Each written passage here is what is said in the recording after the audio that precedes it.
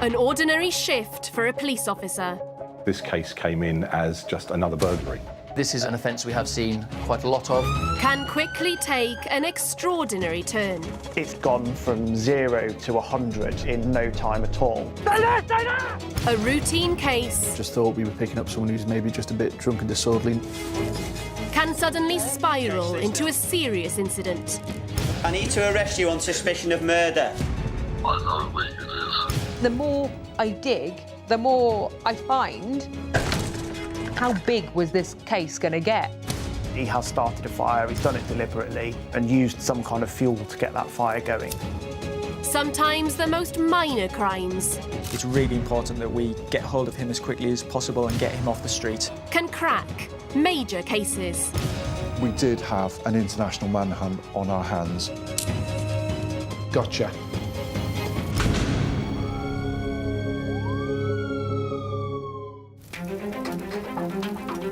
Today on Big Little Crimes. When Lancashire police are called to reports of an overturned vehicle, It was evident immediately that nobody had survived. this suspected road accident sparks a full-blown murder investigation.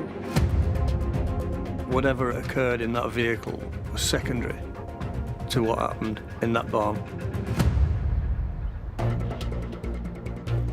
But first, when officers on a drug investigation stake out a house in London, a copper's instincts are triggered.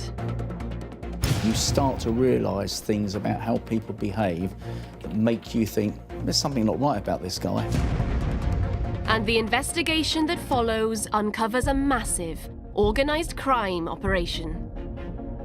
This has gone from something relatively small, not really of that much interest, to what looks like a major money laundering scheme.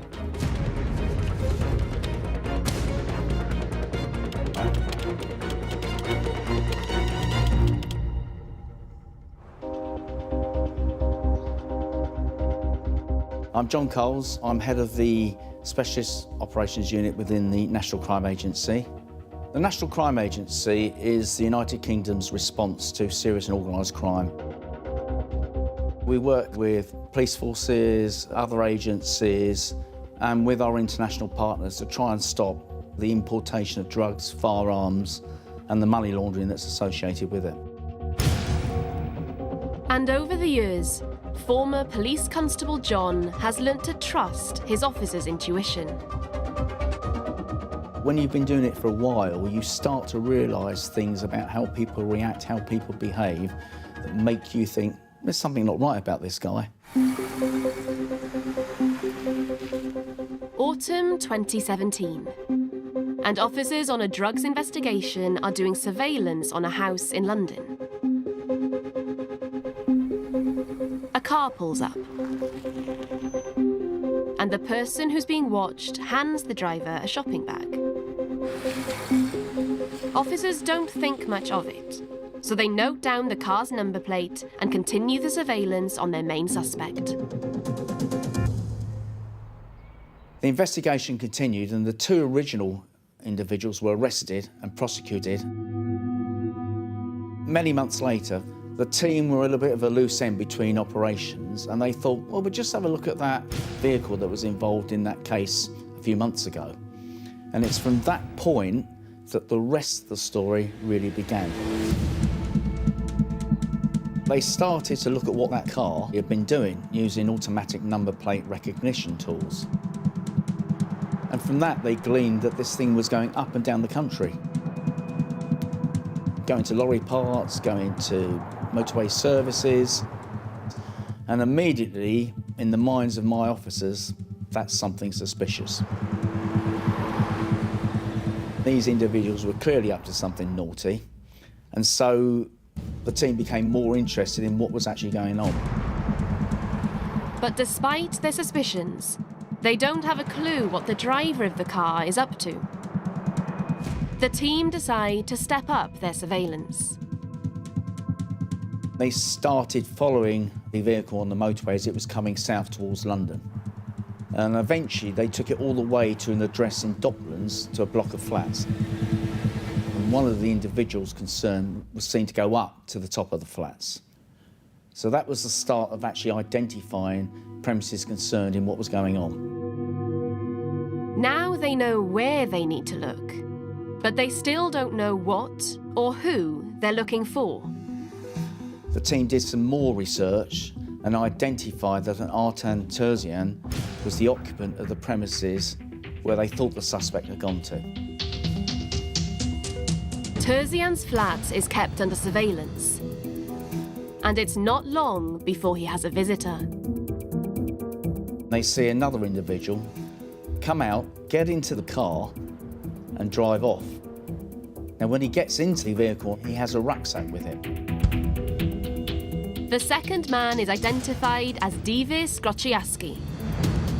Instinct tells the team to keep watching. He then goes to various banks around East London with that rucksack. And that's the point at which they think something funny about this as well. And the more they see, the clearer it becomes. This is no routine banking trip. We've gone from a bag being put into the car to now an individual going around London dropping off what appears to be money at loads of banks. So this has gone from something relatively small, not really of that much interest, to what looks like a major money laundering scheme. It rings instant alarm bells. John knows all too well that money laundering is what makes the criminal underworld go round. Without money laundering, you can never take the profit that you've made from your criminal activity. There has to be a money launderer in every major criminal offence, whether it's drug dealing, whether it's firearms importation, whatever. Somehow you need to get the money through the system. To do this, money launderers use shell companies, which can hold and move funds, but aren't genuine trading businesses. This is the way it works. They set up a number of shell companies. Very complex process. They then take the cash from the criminals, which goes into those shell companies. It gets moved around between them all, and then eventually goes out of the country. And that's the job done. But at this stage, John has no idea the size of the operation his team may have uncovered. So he starts digging deeper. We now have Divis Grociaski taking the money to the banks in East London. So the team then started to look into all those money transfers, and they realised that over a period of 9 months, some £37 million had gone through a number of accounts across a number of banks, all in false company names, all clearly proceeds of crime. £37 million. It's an enormous sum. For a job on this scale, they need to bring in specialist financial investigators to piece together exactly how this money laundering gang is operating. They do more digging and they discover that there's a link between them. Artan Terzian is actually the one who's setting up the bank accounts and companies, and Divis Grociaski was depositing the money into those bank accounts. So at this point, it's obvious there's money laundering going on. But what the team don't know is just how big it is and how big it's going to get. John and his team are in for a shock. The scale of this crime just keeps growing.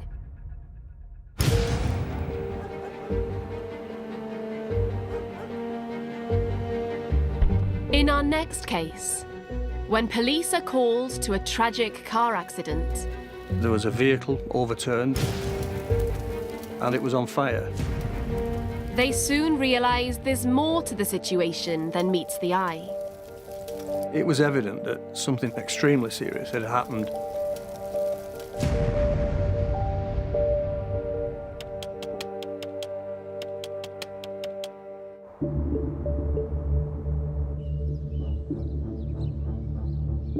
My name's Gordon Edmondson. I work for the Lancashire Constabulary. I was a detective constable. One of the prime attributes of being a detective would be to listen. to understand what people were trying to say to you. Getting information, you had to prioritise, you know, what you'd listen to, what you were going to discard. Because at the end of the day, you've got a victim of crime. And that victim will always be there until that crime is solved. One Friday evening, Lancashire police get a report of a car accident on a quiet country lane. A uniform inspector came into the CID office where I was working and said there was a vehicle overturned and that it was on fire. Not only that, there was actually a body inside the vehicle. Police attend the scene and immediately realise this is more serious than they'd thought. They're dealing with a fatality. It was evident immediately that nobody had survived. The priority was to find out who the person was in the vehicle. The number plate shows the car is registered to a local solicitor, who they know is renovating a barn near the crash scene. So they head to the barn to see if there's anyone there. From the records we looked at, we'd go and visit the house and establish where that person was, because it wasn't necessarily the guy who was in the vehicle. When they arrive at the barn, there's no one home, and nothing seems out of the ordinary. But when they go inside, they make a worrying discovery. Uniform officers actually went into the barn and noticed that in the main area there was bloodstains absolutely everywhere. This changes everything. We've got to get our heads in gear straight away, and everybody gets switched on within a moment. It's automatic, and that's what we're trained to do. And from that moment, things went into motion very, very quickly. Gordon and his CID team are brought in. Could there be a reasonable explanation for the blood in the barn? Or could this quiet spot really be the scene of a violent crime? It's a dead end at the end where the barn actually is. And to get to that barn, you've got to go over a river or a stream. And when Gordon sees the barn for himself, his worst fears are realised. It was evident that something serious, extremely serious, had happened in that living area. He suspects it's linked to the death of the man found in the burning car. Whatever occurred in that vehicle was secondary to what happened in that barn. So what started out as a road traffic accident quickly turned into a serious murder inquiry. But Gordon immediately faces a problem. The fire has destroyed any forensic evidence, so they can't work out the cause of death. And there's no CCTV either. Then Gordon gets an unusual witness report. It was from a farmer who overlooked the area where the vehicle was on fire. He saw a man standing in a stream. This man was wearing shorts and he had a crash helmet on. This guy was allegedly stood in this river and he was washing himself. It's a bizarre story. It's not very often that you see anybody in a stream, let alone washing themselves with a crash helmet on of an evening time in October. But strange though it seems, Gordon can't dismiss it. As in any major investigation, whatever stories, whatever people want to tell you, you don't disregard it. You may think it's stretched, you might think it's untrue, but you always have it in the back of your mind, it could be true. But they've got no way of tracing the mystery man in the crash helmet. So the investigation grinds to a halt. After a few days, we didn't seem to be going anywhere with the investigation. Then, just when it seems the team have run out of leads, they get another unusual tip-off. A phone call was made to the incident room. They're told about a man who's been missing from work since the night of the murder. A man called Colin Bradshaw. Mr. Bradshaw was a manager of a bus company in the St Helens area, and he had links to a member of the family of the deceased. Gordon discovers Bradshaw has developed an infatuation with the victim's wife and is currently in hospital with severe burns. It was alleged that he'd been burnt in a chip pan fire. But Gordon is suspicious. He put two and two together, and thoughts were that, yeah, this man could be of interest. There's something that really, really seriously needs looking into immediately. It's the team's first real suspect, and there's no time to waste.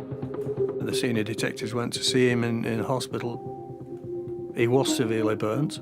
His legs were burnt. And when he sees the police officers, he decides that staying silent isn't an option. More or less straight away admitted his involvement in the murder. Bradshaw is arrested, and en route to the police station, his full confession spills out. This was no accident, but a meticulously calculated murder. He wanted to take us and show us areas where he'd purchased certain items that he actually used in connection with this murder. Not only that, he actually showed us where he disposed of all this property. At the station, he tells them the whole horrifying story. His intention was actually to break into the bar and hit the victim once with a hammer. That day, the river was in flood, and the victim couldn't drive to the front of the barn. So he parked the car lower down and walked. As he walked into the barn, this spooked Bradshaw, because Bradshaw was there waiting to hear a car, and that didn't happen. And he hit the victim, not once, but quite a lot of times. Now he needed a way to make this violent murder look like an accident. He then put on his crash helmet, went down the road, picked his car up, brought it up to the front of the house, placed the deceased in the vehicle, drove it back down the lane where there's an embankment. He drove up the embankment and flipped the car on its roof. Then he got his petrol, and he threw all the petrol inside the vehicle and then set it alight. But although he was wearing a helmet to protect himself in the crash, Bradshaw didn't escape injury. There was a flashback from this petrol being lit, and it burnt him. And the first thing he did was run into the stream to cool down. It finally explains the mysterious sighting of a man in the stream wearing shorts and a crash helmet. Everything, in my mind, started to fit together. Everything was recovered with what that guy saw. It's a damning story. Bradshaw is taken into custody. And I remember walking him to his cell, and he stood there and he looked around and he said, "Gordon," he said, "is this what prison is like?" And I said, "You have no idea. It's nothing like." Closed the door, and that's the last I saw of him. And in court, he admits everything. Bradshaw pleaded guilty to the murder and was sentenced to life imprisonment. People use the word closure, but yeah, it was closure. It was like a bit of reward, you know, for a lot of hard work that went into the investigation. Not only for us, but for the family as well. For Gordon, it marked the end of one of the strangest and most challenging cases of his career. I'd never seen anything like it. it was strange, it was different. What initially started out as a traffic accident turned out to be a murder inquiry, which is extremely serious. It's just a complete and utter waste of a life. He'd done nothing wrong, and yet he ends up being the victim of such a horrific murder. It meant something to me, and it meant something to the family, that for anyone who was capable of doing such an awful act, that they would be brought to justice.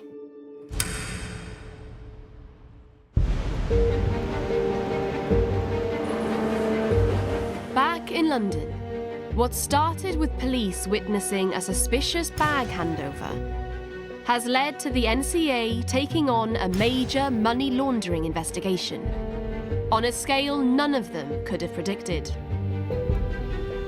As the work continued, the team started to realise that this was massive, and I mean really massive. In fact, the biggest money laundering case they'd ever come across. So massive, in fact, that in the end they decided just to concentrate on a 9-month period and look at 34 accounts where £37 million had gone through in that period of time. The investigation was triggered when surveillance officers spotted a strange bag changing hands. A man driving an Audi collected a shopping bag from the address being watched. So who was the guy in the car that started all this off? Well, it turns out he was a cash courier who went up and down the country collecting money, and I mean millions of pounds of money, from criminals, bringing it back down to London so that our main criminals could launder it on behalf of those criminals. So far, they've seen the operation clean a hefty £37 million. Time to step in. We felt we'd reached a tipping point where we'd invested enough to get, or hopefully get, a secure conviction of these individuals. They plan a raid on the main suspects' homes. We went in through the door, and it was an Aladdin's cave. Various articles that would be used for money laundering, cash counting machines, different cars linked to the different banks, linked to the different accounts, ledgers, everything that you could wish to find that would prove a money laundering case. 10 were arrested in that first wave. The 2 main guys at their address in East London.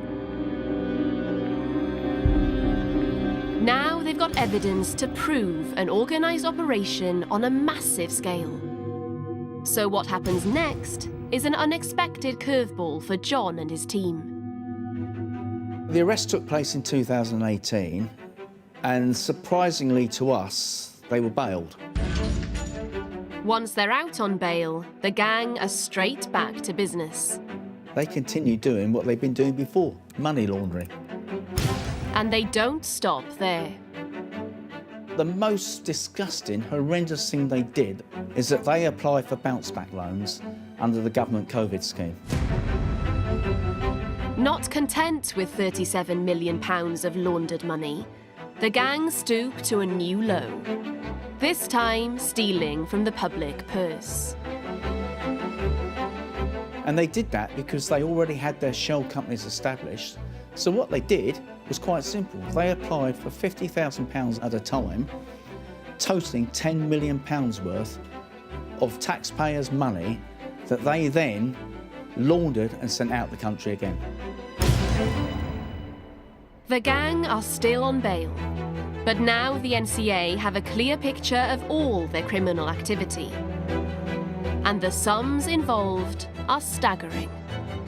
So when all this case was brought together, so the first bit, the first 37 million, the COVID 10 million, and then all the other money laundering that had taken place in between the 2 events, it was a total £70 million. It's time to take these criminals off the street. So at the end of all this, and after they committed more money laundering offences and the bounce-back loans, they were further charged with money laundering. So that's 2 counts of money laundering, 2018 and 2020.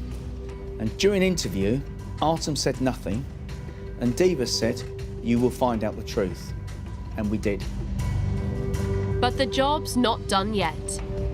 The investigators need all the evidence they can get to ensure a watertight conviction. So when we searched their flats, we found evidence that they were renting office space in Docklands. When we went there, unfortunately, there was just an empty safe and an empty office. It's a disappointment. But it soon turns out the money laundering maestros aren't quite as clever as they think. When the officers searched the flat of Davis, they found his computer. And on the computer were photographs of him and others cuddling bundles and bundles of money. But also a photograph of what we now think was £3 million inside that safe that was in that office that was empty when they searched it. Perfect evidence for John's team, and for putting before a jury. So when it came to trial, only one of them actually made any sort of defence, and that was Artem Terzian.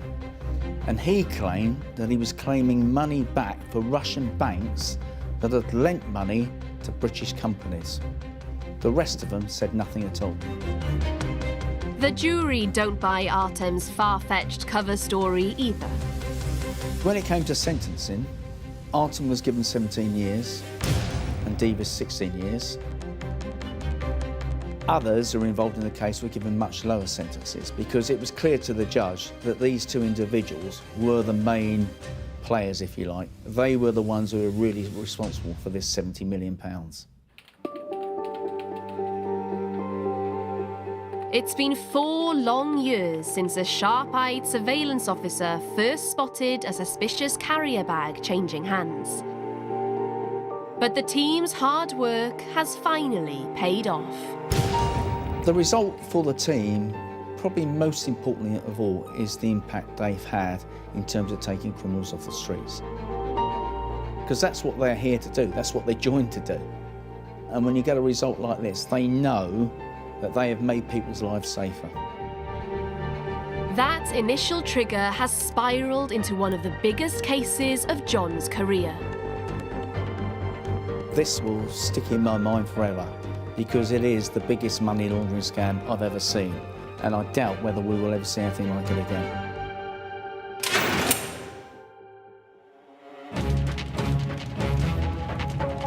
Next time on Big Little Crimes. Officers investigating an accidental house fire. Never take anything at face value, always look a little bit deeper. Unearth a deadly plot. Something which may have been initially treated as an accident was now starting to look very much more like something a lot more suspicious.